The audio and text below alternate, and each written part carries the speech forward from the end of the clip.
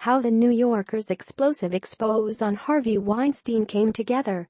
Ronan Farrow, who wrote the extensive New Yorker expose on the allegations of sexual assault and harassment against Hollywood producer Harvey Weinstein, said every woman who shared their specific story hoped coming forward would stop this from happening to another woman.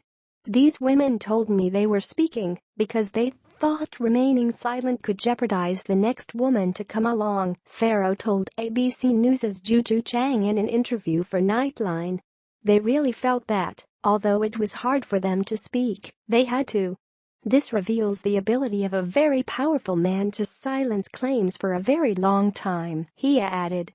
Farrow's New Yorker story, published Tuesday, followed a New York Times report published less than a week ago documenting the film producer's alleged behavior, as well as reported settlements reached over the accusations.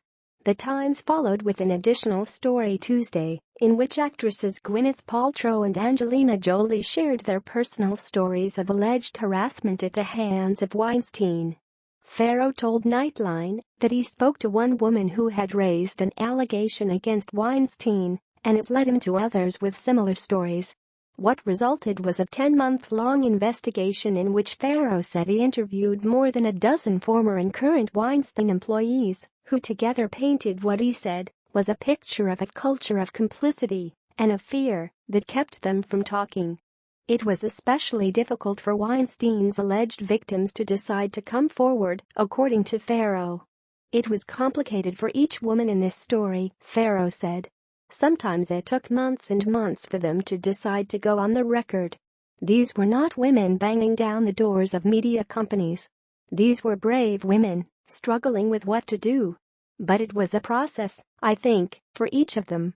Each of them talked about their own fears, of what they believed Weinstein might do to them, how they believed people around them would react, how they believed it would affect their careers, and so that was a lot to process for every woman in this story. 13 female alleged victims are referred to in Farrow's story, 3 of whom allege rape or being forced into sex acts. Many of them had profound feelings of guilt about not speaking out sooner, he said. This is the hardest topic in the world for anyone to talk about.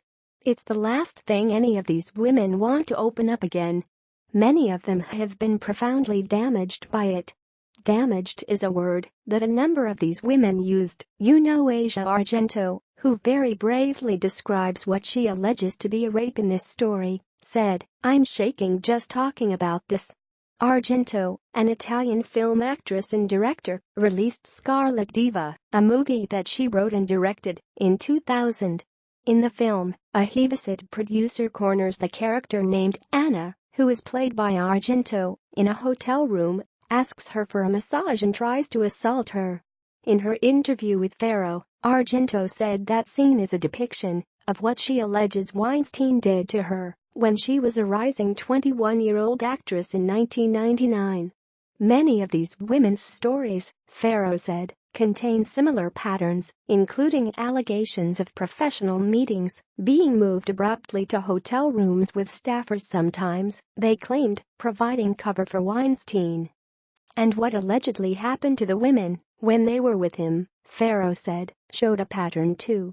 A lot of it involved hotel rooms, showers, unwanted touching, a lot of exposing himself, he said. In an audio recording of a New York Police Department sting operation in 2015, obtained by The New Yorker and verified by ABC News with the NYPD, Weinstein seems to admit to groping a Filipina-Italian model named Ambra Badlana Gutierrez, describing it as behavior he is used to. On the tape, he tries to convince her to come into his room, and only after almost 2 minutes of back and forth in the hallway does Weinstein finally end his efforts to get her to stay. There is an evident problem with the understanding of no in this recording, as far as I can hear, Farrow said. I mean the number of times this woman says she is uncomfortable, that she wants to leave, it is upsetting to listen to, obviously. She says flat out no repeatedly, and then, of course, there's also the very significant fact that he concedes that this conduct took place and describes it as something he is used to. The NYPD said the case was never prosecuted.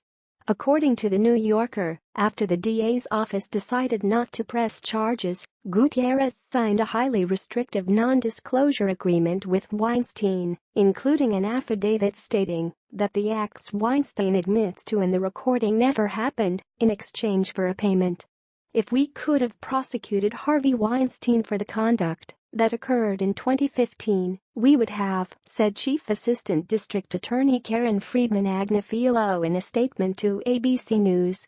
Mr. Weinstein's pattern of mistreating women, as recounted in recent reports, is disgraceful and shocks the conscience. When reached by ABC News for comment, Gutierrez said, "There were 2 years where I lost a lot in my life, but I wanted to help others. I'm happy now no one will suffer anymore." The New Yorker quotes Weinstein's spokesperson Sally Hoffmeister, saying, "Any allegations of non-consensual sex are unequivocally denied by Mr. Weinstein." Mr. Weinstein has further confirmed that there were never any acts of retaliation against any women for refusing his advances. Mr. Weinstein obviously can't speak to anonymous allegations, but with respect to any women who have made allegations on their record, Mr. Weinstein believes that all of these relationships were consensual. Mr. Weinstein has begun counseling, has listened to the community, and is pursuing a better path. Mr. Weinstein is hoping that, if he makes enough progress, he will be given a second chance. Weinstein, 64, wrote in a statement that respects all women and regrets what happened, adding, "I appreciate the way I've behaved with colleagues in the past. Has caused a lot of pain." He was fired from the company he co-founded shortly after the New York Times report was published.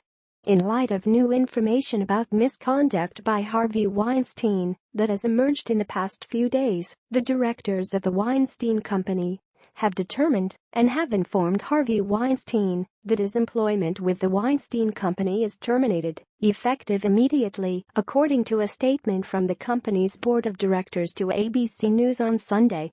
But even with Weinstein's firing, Megan Twohy, a New York Times reporter who co-authored the story on these allegations, said she believes this story will continue for weeks to come, if not longer. "Right now, there have been allegations that we've been able to document going back decades and settlements," she told Good Morning America Tuesday. "But there's still questions about who knew what and when, not just within the company, but within Hollywood in general." The Weinstein allegations follow a string of recent allegations of sexual misconduct against public figures, including Bill O'Reilly, Roger Ailes, Bill Cosby and President Donald Trump. All of them have denied wrongdoing. Farrow said he believes the women featured in his report wanted their stories to be public. "I think the fact that we're seeing reports now is a positive testament to the way that culture is changing," he said. "It's pretty clear that there have been cases of powerful men abusing their power, and that's one reason why I think it's so important what these women have done, coming forward."